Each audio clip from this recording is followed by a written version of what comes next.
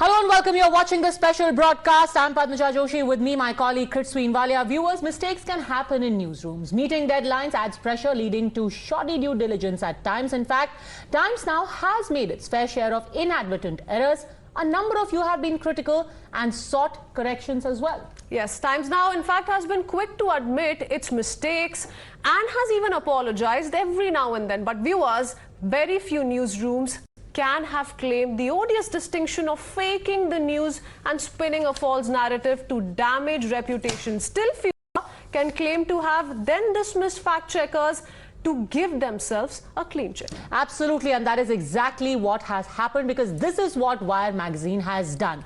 However, under tremendous pressure of undeniable mounting evidence and continuing scrutiny, this morning the digital portal The Wire apologized for a series of stories it ran on Meta, the company that owns Facebook and Instagram. The Wire had alleged that an Instagram post was taken down within minutes after being red flagged by Amit Malviya, the head of the BJP's IT cell. Basically, the idea was to say the BJP says take this down, and quickly Facebook, Insta take down the post. Absolutely. The claim was refuted hotly by Meta, and when challenged for proof, The Wire puts out a series of exposes, and that's what's interesting. That set in motion a cycle that completely demolished a story that The Wire had defended as the truth. So look, Padmaja, how it turned around against The Wire and against what it actually began doing and completely fell flat. They had been completely in denial, saying this is the truth, we stand by our story.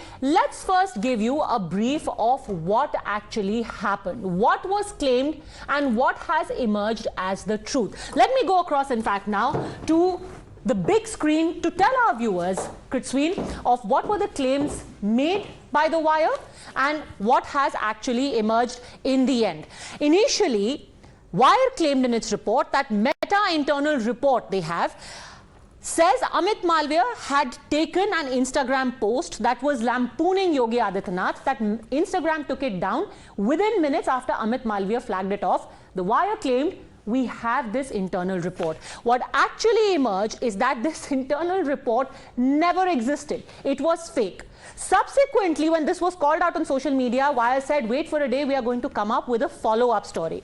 There, they said they have the email of Andy Stone from Meta, where Andy Stone purportedly wrote to his colleagues within Meta saying how the hell that email leaked. That was the email that Andy Stone was supposed to have sent out, saying how the hell it leaked. However, it emerges that the so-called email address from where Andy Stone was fulminating about leaked emails, that email address did not even exist. This is when things got truly murky. The Wire magazine then claimed to have a video where they explained how both of these purported emails and this internal report were genuine.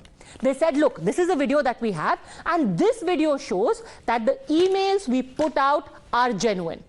The authentication video itself was fake.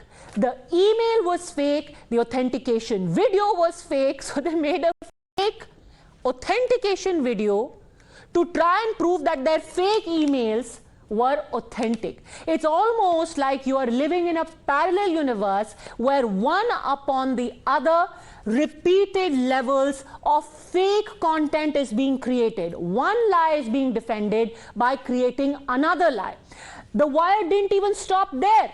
After their authentication video was called out to be fake, they said, look, we've got independent experts to verify, to validate this authentication video. By the way, did I mention that this authentication video, and I will get my colleague Siddharth in to tell you the story of this authentication video, but wait 30 seconds for that. This authentication video has a story of its own. However, to try and gain some level of confidence of the people, because even then there was a large number of the cheerleaders were cheering them on, saying, no, your email is not fake, your authentication video is not fake, everyone who's questioning you is either jealous of you, or they are racist, or they are just Godi media. But then guess what? Wire quoted independent experts who they said had verified, had validated this authentication video. And these experts came out in public and said, hello, We never participated in any validation exercise. Can you imagine that the fake emails were then covered up with the fake authentication video, which was covered up by fake validation from experts who said our emails have been faked?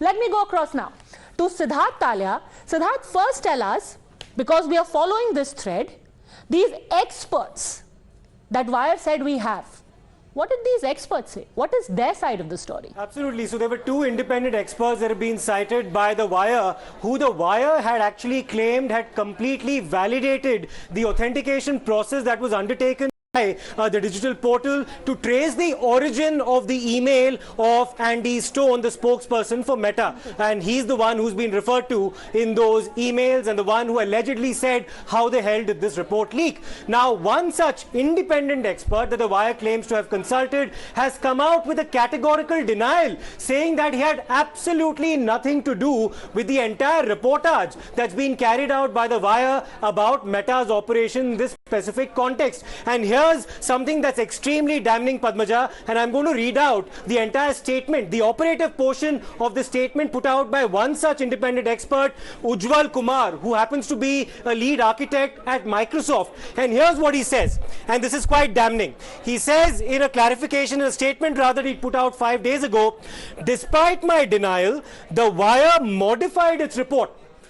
The Wire modified its report to falsely claim that while I had issued an email confirming validation of the Wire's processes, I did not wish for the article to continue to carry my name. So he's basically claiming that the Wire claims he told them that he does not wish his name to be carried in the article where he's seen to be authenticating or validating the process undertaken by the Wire.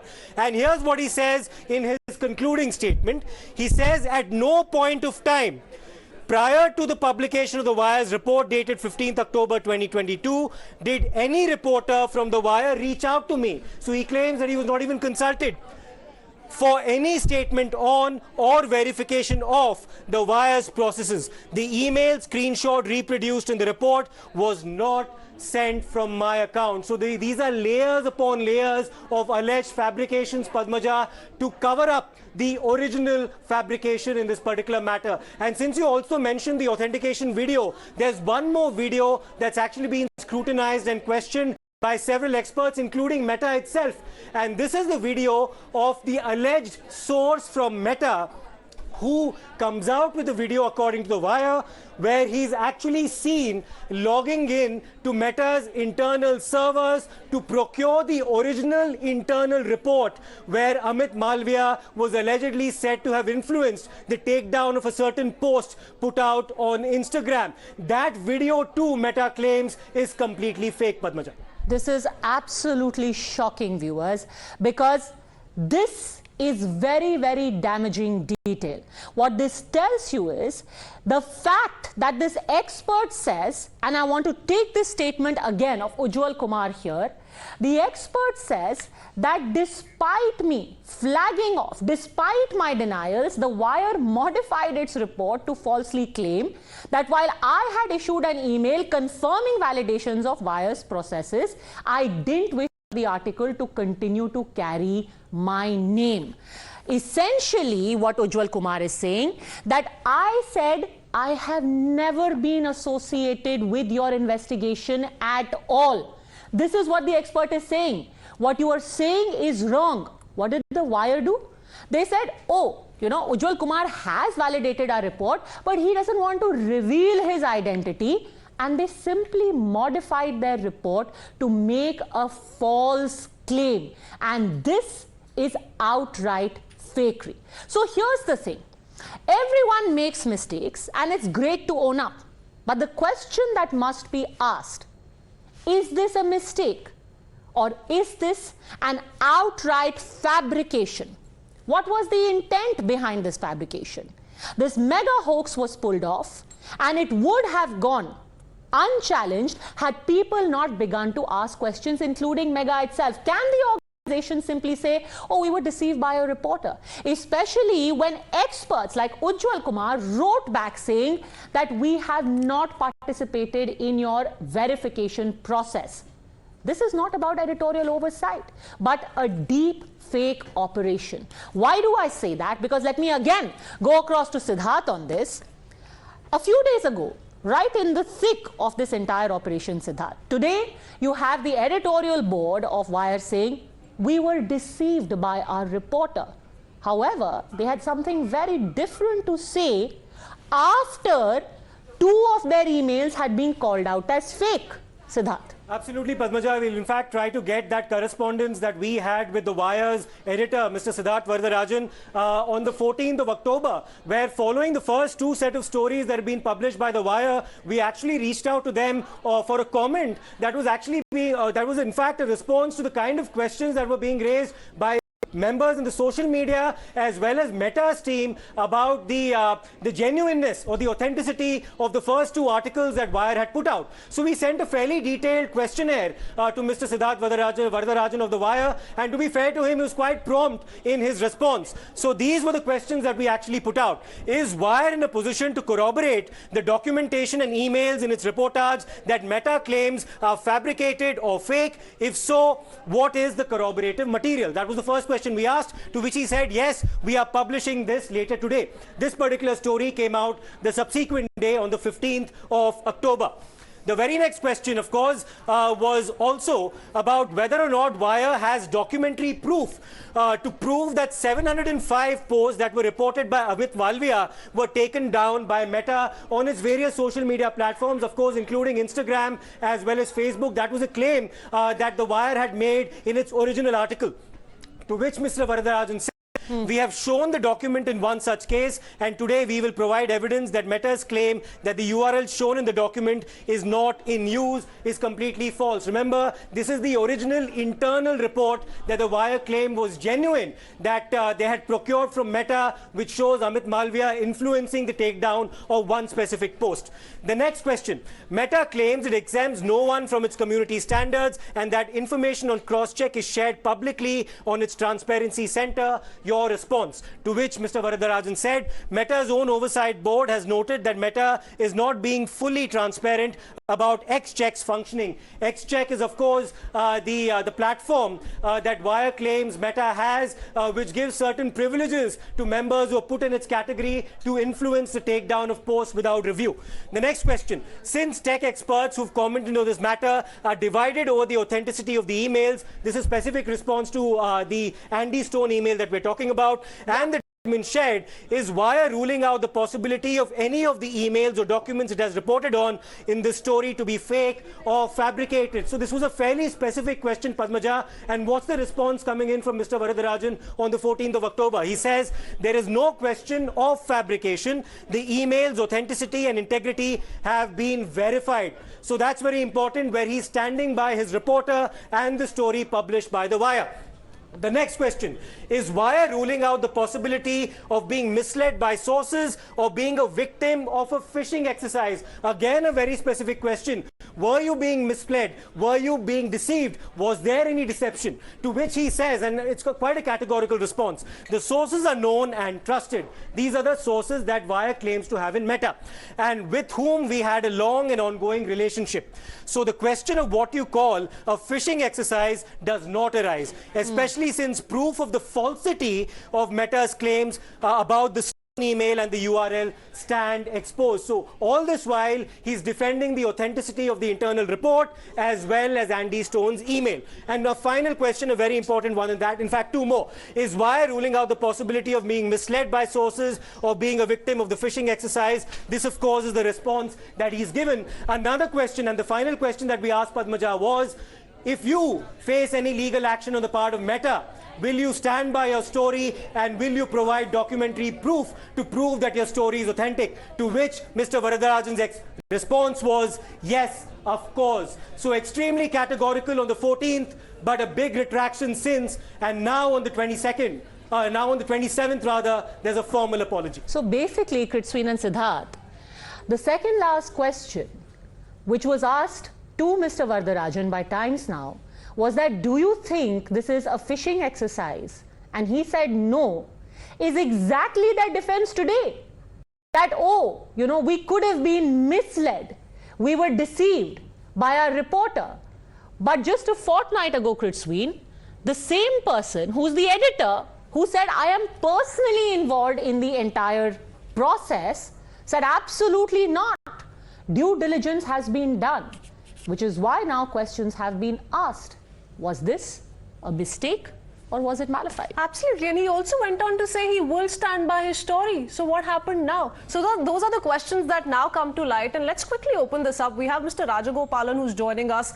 So I want to first begin by asking you, The Wire had to apologize over a series of stories they ran on Meta, the platform that, remember, hosts Facebook and Instagram, including the claim that the likes of Amit Malviya of the BJP can flag, they can red flag and have stories taken down without reviewing it. It claims it was deceived by its own reporter after it emerged that emails and internal reports they had published were fabricated. How do you respond to this first up? The Wire should not only have apologized, but now they must face legal consequences. The Wire should not be left like that because journalism is different. The Wire, what they were doing is anti-Modi, Narendra Modi propaganda. Therefore, Siddharth Varadarajan should also face legal consequences, as he wrote Amit Shah's son. What happened in Supreme Court? So therefore, Mr. Siddharth Varadarajan, you can have some personal opinion, personal grievances, but you can't project your thoughts on the Wire.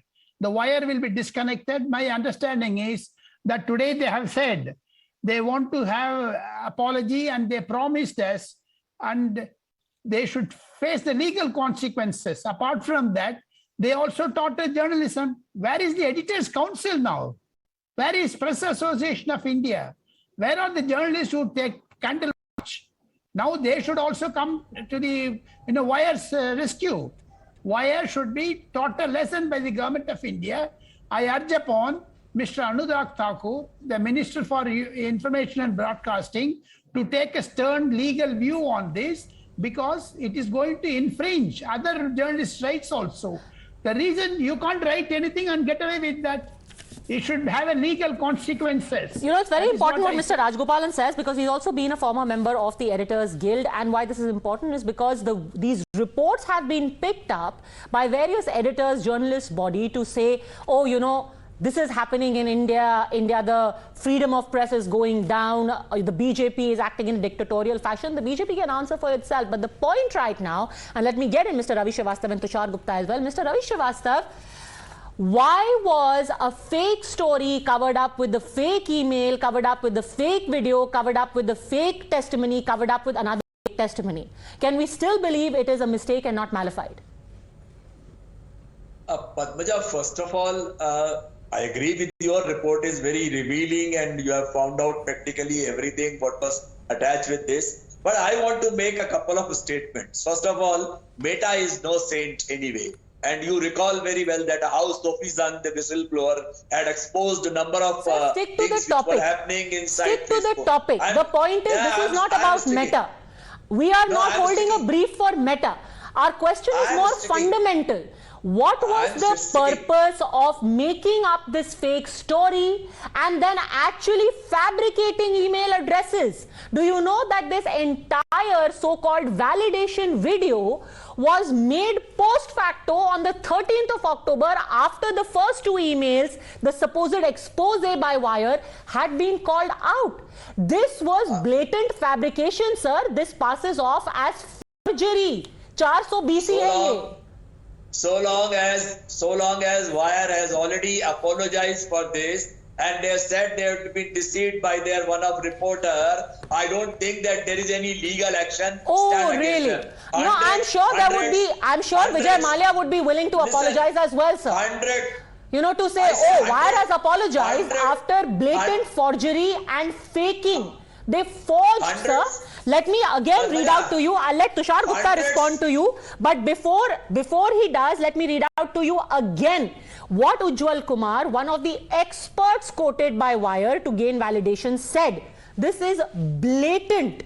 This is bad faith, sir. This is not just forgery, it's bad faith. He says, the email screenshot reproduced in the report was not sent from my email account. I had not even been approached by the Wire to make any verification before publication of the Wire's report dating 15th October. Despite my denial, the Wire modified its report to falsely claim that while I had issued an email confirming validation, I did not wish for the article to carry my name. Do you realize what he's saying? He's saying कि मेरे पास आए तक नहीं, मेरा नाम चिपका दिया वहां पे. Sir, this is like saying कि मैं आपको कोट कर रही हूँ आपसे बिना बात किए हुए. Yesterday only a reputed anchor of a reputed channel has been fined 50,000 rupees for running a wrong story. Okay, so you agree that they should be. Alright, so they should also be fined, right? यहाँ पे आपको apology काफी लग रही है. Okay, Tushar Gupta, it is enough because they have apologized. Before running down anyone. Nobody is running down. Nobody is running down. I said at the beginning, mistakes can happen, sir. But this was outright fabrication.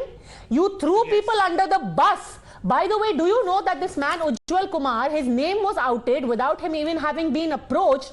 The man could be sacked from his job. And you don't recall that. You don't recall that people were thrown under the bus. Our question remains, what was the intent?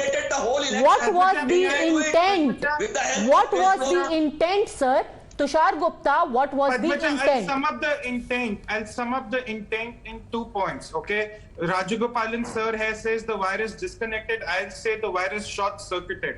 Nevertheless, the intent can be explained in 2 parts. Number one, and it starts with the Take Fox app story that in January earlier this year. The likes of The Wire and several other publication outlets and influencers, they always want to pose this kind of an impression that they are taking on a government which is kind of a dictatorship, anti-minority. They want to create this perception across the globe that they are taking on a government. So in that case, their hit and shoot and scoot jobs become really relevant. What we did with The Wire, what we saw with The Wire wasn't journalism. They are saying they did not have the technical understanding. What technical understanding? They don't understand how social media works. They don't understand how emails work. What technical understanding or the lack of technical understanding they're talking about? Now, why do they create this perception of David versus Goliath, Padmaja? Yeah, the second point, which is that they want to raise funds. Remember the entire duration during which The Wire was carrying out the story about Amit Malia being spying and taking down social media posts. They were also asking for donations, quite like a similar portal in the past who claimed that they were nominated for the Nobel Prize and were asking for donations. So this has been a very routine trend that do a hit job, shoot and scoot, label claims on the government which cannot be proven, and then ask for funds to make further such claims. But they've apologized. Tushar Gupta, but they've apologized. That doesn't matter, Padmaja. They're not apologizing because they made an error. They're not saying, oh, we made a mistake, oh, this was fabricated on our part. They're saying, oh, it was a mistake in the interpretation. Look at Gupta. Okay.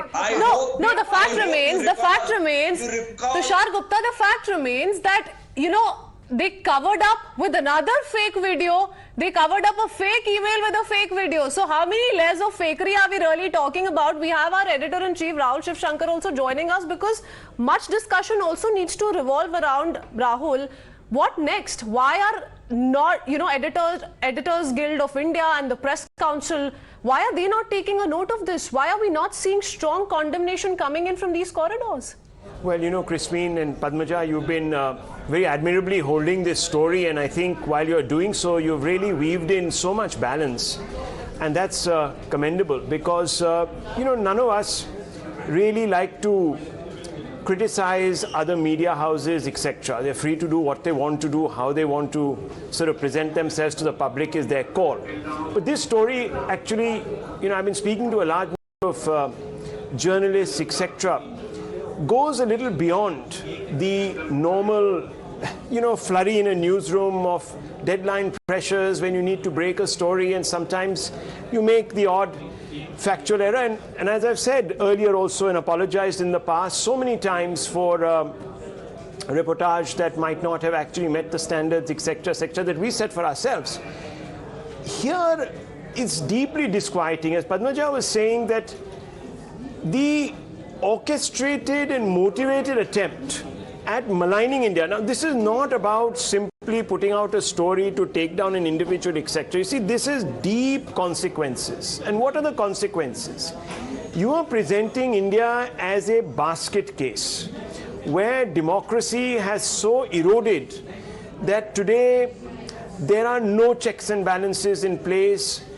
Any critic of the government, any critic of general fabric of this country is either muzzled or shamed into silence. Now, this goes out into the external world at a time when India has come out so beautifully from the pandemic as a shining light, where people are looking to invest their money, where they are planning to invest in India's growth story. Now, when you have messages like this going out, which are amplified by the international media and, of course, freedom watchdogs, as Siddharth was talking about, Siddharth as in Siddharth Talia, not Vardarajan, the point is that an impression is created that we are no different from, let's say, Russia, a sort of quasi-totalitarian regime, or some of those in Central Asia, or even the Gulf, where, the plenipotentiaries of the state have you executed, quite frankly. Forget about muzzling. So the impression is created that, look, you might be, the international community might be railing against China today for not being an open society, but look, India is no better, while we are actually the bright spark in the world. So this has huge implications. And we have seen how certain watchdogs like the Freedom Group or whatever it's called, I don't actually even endorse its methodology, but nonetheless, since it's taken to be this sort of great exemplar of certifying who a democracy is and how well it's doing, well, people like that pick it up. Then you have, various maladroit commentators in America who are writing in some of the leading newspapers of the world their articles based on some of this sort of reportage. So what I'm trying to say is that it has a malignant impact on the country, image, and it is extremely damaging. Now, why I might have apologized, but the articles that have spun off the Wire's reportage, or these organizations that have branded India on the basis of this reportage as being, backsliding on democracy, etc., they are not going to retract their grading of India or their impression of India. So that lasts in the ecosystem, it gets spread further. That's where the problem is. The damage is pretty much permanent. And that is what this does. Now, I am joined by actually Mr. Kanchan Gupta, the Senior Advisor to the Government of India, INB Ministry, for his first reaction, the Government of India's first reaction. Now, Mr. Gupta, the Wire has apologized. It was under a lot of scrutiny. As Siddharth was telling us, he's in our program, we wrote to him, that is the editor of the Wire, Siddharth Vardarajan, and he came out and defended his journalism and said, look, we'll produce all the evidence that is required to show that we did all the due diligence. Now, of course, has had to retract its story. The claims were based, of course, now it turns out on internal documents which may not have had strong bona fides, and it has impacted the government. Now, I just want to ask you, Mr. Gupta, a large number of media houses do make mistakes. A lot of them apologize for their mistakes. Are you today singling out the Wire? I've read some of your tweets. Are you singling out the Wire in isolation? I don't think, at least I have no intention of singling out the Wire. But, the Wire is a history sheeter. It has a long history of running stories that subsequently get discounted either entirely or partially or whatever. So that is one of the reasons why I think a pretty large number of people, irrespective of ideology, are quite incensed by what Wire has done. A lot of the criticism, mind you, has come from openly left of center people who are critics of the government and of the BJP, and even they have been quite hostile in their responses. So I don't think the Wire is being singled out. Look, Rahul, what are the basic facts? The facts are that the Wire did a story which sort of looped in Meta saying that Amit Malviya of the BJP was able or had the power to get Meta to take down messages. Now, this is patently false. It was so patently, obviously false the moment the story came out, and a lot of people pointed that out to the Wire, but they would not listen. They said, no, we stand firm. And subsequently, standing firm became, we stand partly firm, we stand partly corrected, and finally we are taking down the stories, and as yesterday, I think, they have issued an apology. That is true. Apology, yes, but you seem to suggest that that's not going far enough. You know, the Wire has been apologetic. You've seen as you yourself mentioned, the editorial that has been put out. This should be enough, shouldn't it? No, because this is not the first time. They did another story called on Tech Fog, saying that the BJP has some, or the government, Modi government has access to some super app with which they can intercede on social media posts, with which they can access WhatsApp messages, encrypted content, and etc., etc. Now, I mean, it was pointed out that this is not true, but they said, no, we stand firm. And now it is exposed that the same technique which they used, they sort of forged documents and used screenshots of those documents for the Meta story. They had done the same thing with the Tech Fog story.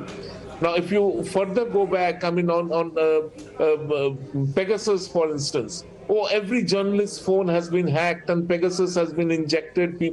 There is surveillance happening. What came out of it? The Supreme Court has not confirmed that Pegasus exists, at least in India, or that the government of India was using it. Well, so you're essentially saying, now correct me if I'm wrong, that this is somewhat deep fake news. It's of a different nature and then an inadvertent mistake or one that has been made in a hurry, and that this sort of deep fake news which is being propagated with some sort of a malign intention. That's what you seem to be suggesting, and therefore you believe that an apology is not good enough. There is no deadline pressure. On the Tech Fog story, they say that they have worked on. After that story came out, which they have now. There were 3 or 4 stories which the Wire has had to take down. Mm-hmm. They don't exist on the Wire platform anymore. What did they say? Good journalism, good investigation requires time and resources. We spent so many months researching this story. Now please donate. We need 2 million rupees now, so please donate to us. Where was the deadline pressure? And a year down the line or months down the line, you take down all those stories. Again, on this, the apology which they have offered, they have not apologized to the victims of their deliberate mischief. They have not apologized to Meta. They have not apologized to the Microsoft person whom they looped in and who had to issue a fiercely strong statement dissociating himself and openly saying that his so-called email had been forged. They have not apologized to Amit Malviya. So you don't apologize to the victims of your scam, but you say that, we are sorry. Okay, look, let me just ask you this, because I've heard some BJP leaders, I've sort of read your tweets, and you seem to imply that these deepfake stories are then picked up by news agencies worldwide. These stories get republished in some of the more well-known publications internationally. Freedom and democracy watchdogs then base their ratings on India, their commentary on India, on some of these reportages that come out and other sort of stories, exclusive, etc., that these sort of this ecosystem sort of puts out. And the intended consequences that India's growth story, India's story is getting dented. Is that what one is to take away from some of the imputations of your tweets, Mr. Gupta? No, I mean, today I was forced to make this point. I mean, I had to make this point for the larger public good that this is not a standalone offense. Now, they did this story on Tech Fog on how government is surveilling people, on how this super app of the BJP is serving as an intrusion into encrypted messaging, etc., etc. Now that story, quote unquote story, has been used and has been listed by Freedom House as one of the indices for determining that freedom, that freedom has decreased and democracy has decreased in India. Now, The Wire has taken down those 3-4 stories. They don't exist. But the Freedom House report exists. Everybody, every time some busybody sitting somewhere in the world, some foreign media decides to pillory India, Okay. they will quote the Freedom House report saying that democracy is on a discount in India based on the bogus and fake story of Wire. The Tech Fog story was lifted by Washington Post. It was lifted by other foreign newspapers. Those stories still exist. So And it's I a bit don't of a... mind taking names, Rahul. I don't care if you use the name or don't use the name. Ravish of NDTV, he had a long monologue on how the government has reduced privacy and everything to a joke, and how democracy is now meaningless because on the basis of the Tech Fog story. Now that video exists all over the internet. That video is not going to disappear. Although Okay, the mother story, the mother mischief of all these stories, that has been taken down. Now similarly with the other story, the Meta story. Yes. It was picked up by various people. So let's just look a little. My last question to you. I know you're in a hurry, Mr. Gupta. The Editors Guild is swings like silent. Isn't this strange given the magnitude of what you say? Is a disinformation that is being dispensed? This is not only disinformation, Rahul, the point which I am trying to make. This is malicious disinformation. Okay. And Editors Guild, although you mention it, I don't think the Editors Guild has the spine to stand up and disown one of its own disinformants. I mean, the idea of press freedom in India has been so perverted that unless you allow this kind of disinformation peddling in the name of media freedom, my concerns are limited to 3 points. One, people who fund The Wire, they need to look at themselves in the mirror after these last two things, stories being exposed, the Meta story and the Tech Fog story. They need to look at themselves in the mirror and ask themselves, did they make a right choice by putting their money into this cesspit? Number one. Number two, this whole spit and scoot game has gone on too long. Okay. The Wire will run a bogus story. Foreign media will pick it up. Foreign busybodies will pick it up. Freedom House will run a report on it. The Wire will quietly take down the stories and use an apology of sorts and claim, look, we have done the rightful thing. But those stories exist, continue to exist. Those reports continue to exist. Your agenda is fulfilled. And number three, the amount of enormous damage The Wire has caused to digital media. Now, anything and everything that appears on any digital platform, any new startup, any new media platform which comes up will be treated with a certain degree of suspicion, with a degree of hostility, with a degree of doubt. So journalists with integrity, with greater integrity, with greater moral clarity, with greater ethics, they will suffer on account of what the wire has done, and done deliberately. I repeat this. Those are very serious. Those are very serious conclusions to draw, Mr. Gupta. Thank you for speaking to Times Now. So, Padmaja, Christine, you heard this interview with the government's advisor to the INB ministry, Padmaja, and this, he's not certainly pulling his punches, but it's, he's sort of drawn up on a canvas the implications of this. This is quite serious, isn't it? Absolutely, because he's calling it a cesspit of unethical behavior, and let's just put it like it is. There is unvarnished, unethical behavior pointed out not by us, but by the very people who were quoted by the Wire magazine as experts. We have already shown how one expert who was from Microsoft wrote back an email saying, despite my mails, Wire made false claims on my behalf. Now, I want to show our viewers the second expert and what he said. Now, first, viewers, I want to show you, this is the email in my hand, which was flashed by the Wire. This is the email. This email, they said, the Wire magazine quoted in their piece, from a man called Kanish Karan.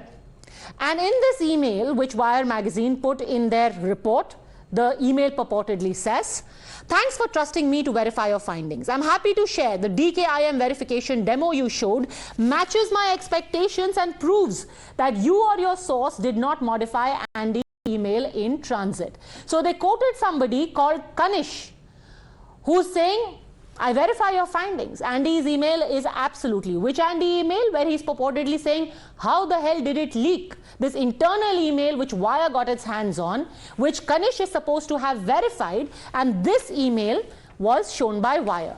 But what did Kanish actually say? Kanish said very, very clearly, it caught me by surprise. He says, it has come to my attention that I have been listed as one of the independent security researchers who supposedly verified the Wire's report on Facebook X-Check in India. I would like to confirm that I did not do the DKIM verification for them. Did not in all caps. A fake email and my persona were used to suggest. Fake email. This is impersonation. This is fakery. His email was faked to suggest I am the person who did it. Here's how I found out. Earlier in the day, this gentleman Pranesh reached out asking if I worked on the report for DKIM verification. Listen to this very closely. It gets better. He says, it caught me by surprise because I had not done so. I was thinking of it but did not do it eventually. Devesh, this is the reporter who Wire now claims deceived them. So apparently this gentleman reached out to Kanish for verification, but I could not since I was on a vacation. But Devesh said, why let a little bit of, this come in the way of a good story? This email and my LinkedIn profile was sent to Pranesh. This email is dated days prior to the hack attempt, disclosed. You can look at my LinkedIn URL on Google to confirm it. Let's go to the next one. Then he says, this email and my LinkedIn profile was, can we go to the next one, please? It's a shame what happened. I had so much faith and trust in independent journalism, but this seems to be a due diligence failure, a bigger disappointment, and that too from a reputable organization.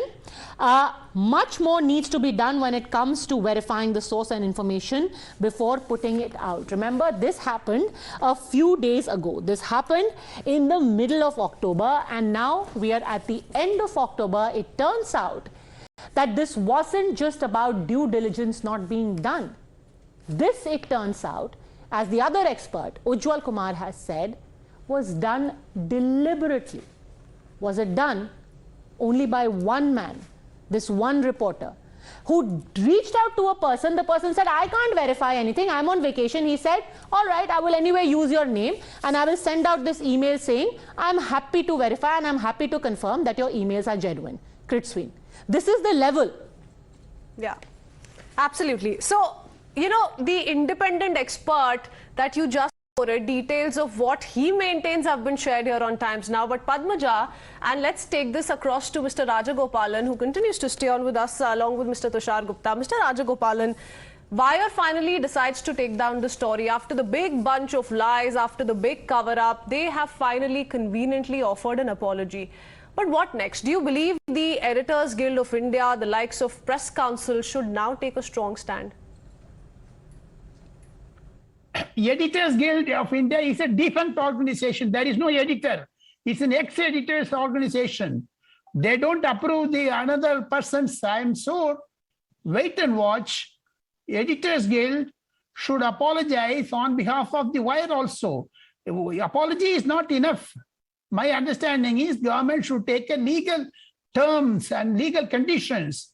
They must incorporate in the new law that such type of frivolous writings should be avoided. You copy now in the Wire also they say we will in future check. You damage the reputation of one political party and you damage the reputation of Union Home Minister's son. Now you come and apologize. This is not second time. This is nth time. Therefore, my understanding is the union government should come heavily on the press and on these press reports, especially on the Wire, because it is an international organization which is creating a bad name, bad image for the country, and you can't be succumbed to that pressure. The Wire, which has done a story on Instagram, Facebook, Meta, they not only apologize, they Okay, so you're talking about a crackdown on the Wire, but that necessarily is not something that we can support, because then it's going to be a endless pit of crackdown on free media. Tushar, and you also work for a media organization, so do we. Everyone makes mistakes. The argument would be, is it an honest mistake? Why would you believe that this was deliberate? I mean, maybe it's just this reporter, Devesh, threw them under the bus.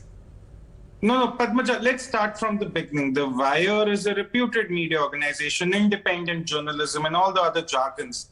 There are layers. We both work in media houses. We understand that whenever there is a report this intricate, this complex, this explosive in nature, so as to say, there are layers of check. There's peer reviewing that goes on. Now, you can say that there was one reporter who did not do the background checks, who probably fabricated the details. My question is, where was the other level of verification before the chief editor of the Wire went out and made these huge claims on Twitter?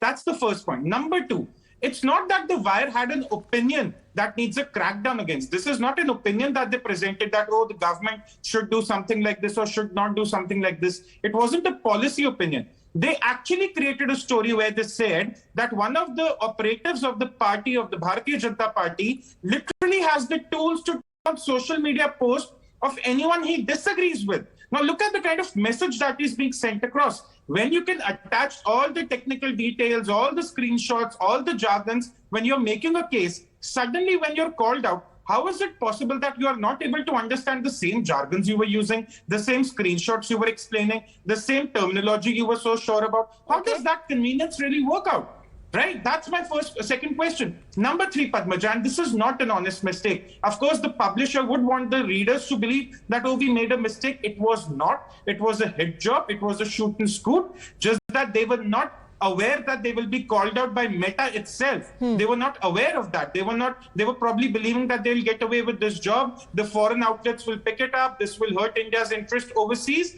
But they did not believe that. And very quickly, I'm being told we have big news coming in. But very quickly, while we wait for that news and we break it, very quickly, just for our viewers who have just tuned in, Siddharth, to underline that on the question of due diligence, we questioned the Wire and said, have you got your ducks in a row? And absolutely, Padmaja, the important thing here to mention is that we also reached out to Meta for a comment. We sent a very detailed questionnaire to Meta as well. And as many as 7 questions had actually been sent to Meta, to which they actually responded by saying that, look, take a look at the blog that we've actually put out as part of our clarification to the story that Wire has carried. We stand by those claims completely. We even asked Meta categorically as to whether or not 705 posts had been taken down on the alleged instructions of Amit Malviya. That's part of the questionnaire. We've sent them as well. So we've done our due diligence, seeking responses from both sides before going ahead with the story. Okay. Big news coming in right now is that the BJP IT cell head Amit Malviya is going to be suing the Wire magazine for defamation. latest that we can get to you. That's the big news coming in right now, and we have got confirmation on that, and perhaps it's just as well because this is the logical conclusion. Otherwise it is all going to be in the realm of allegation and counter allegation. Tushar, you know, a lot of people, in fact one must say this, that even when the veracity of the emails that were being put out by Meta, by Wire, claiming that they came from Meta, was being questioned, one of the defenses that was employed by the Wire was, oh, if they are fake, why doesn't Meta sue us? Why isn't anyone suing us? And that is why this layer on layer of deception continued, and now we are learning that this is going to be settled in court, and it's just as well. Tushar, your first comments.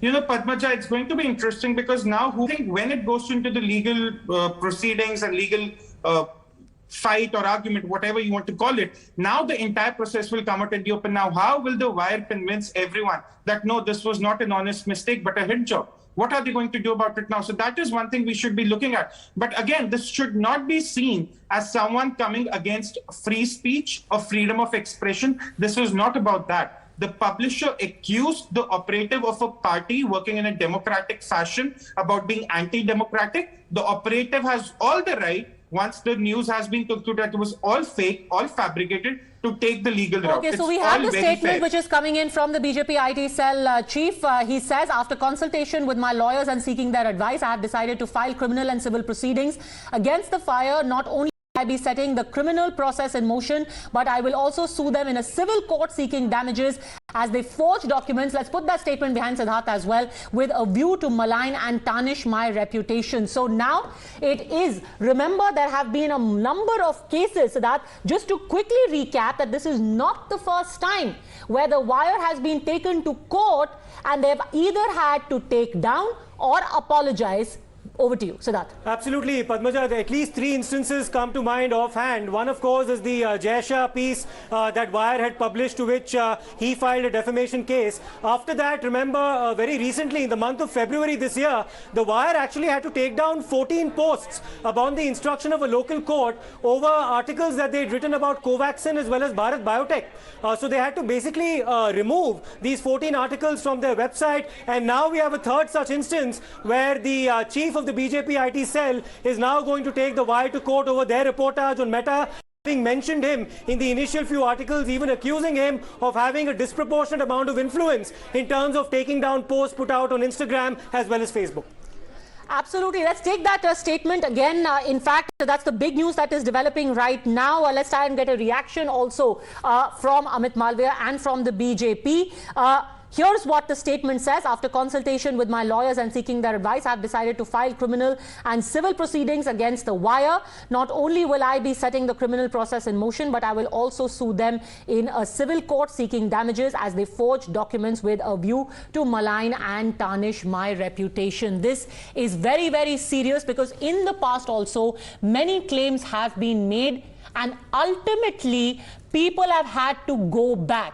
A few names come to mind: leaders of the Aam Aadmi Party, lawyer Prashant Bhushan, Rahul Gandhi for one of the claims that he has made vis-a-vis Rafale judgment that was made by the Supreme Court. If you could quickly take us through that as well, Siddharth. Yeah, so these are just some of the instances. Remember that Arvind Kejriwal, Padmaja, had to apologize on an umpteen number of occasions. He had to apologize to Nitin Gadkari over allegations of corruption that he leveled against him. Arvind Kejriwal also had to apologize to Kapil Sibal and his son for claiming a conflict of interest in one particular matter. That matter also was settled out of court after he issued a formal apology. Manish Tiwari also had to once apologize to, I believe, Nitin Gadkari over allegations that he'd leveled.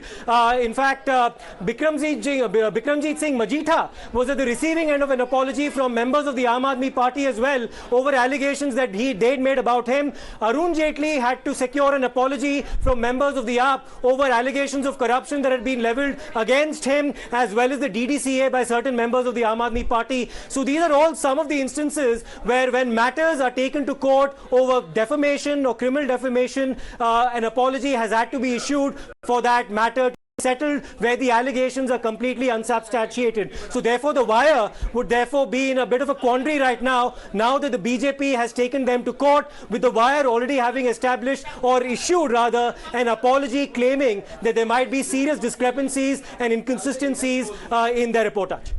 Absolutely. See, this is not about quashing the freedom of press.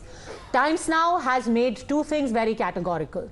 We stand for freedom of press. We will stand up to any attempts to try and muzzle any kind of media, even those who will not stand up for our right to freedom of speech. And second, it is only about making sure whether this is a genuine mistake or it was a malified attempt at fabrication, and if it was, what is the intent? That remains at the heart of the question that we're asking. Thanks very much, Tushar Gupta, Mr. Rajgopalan, my colleagues Chris Sween and Siddharth for joining me. This is the Top 50 at 7.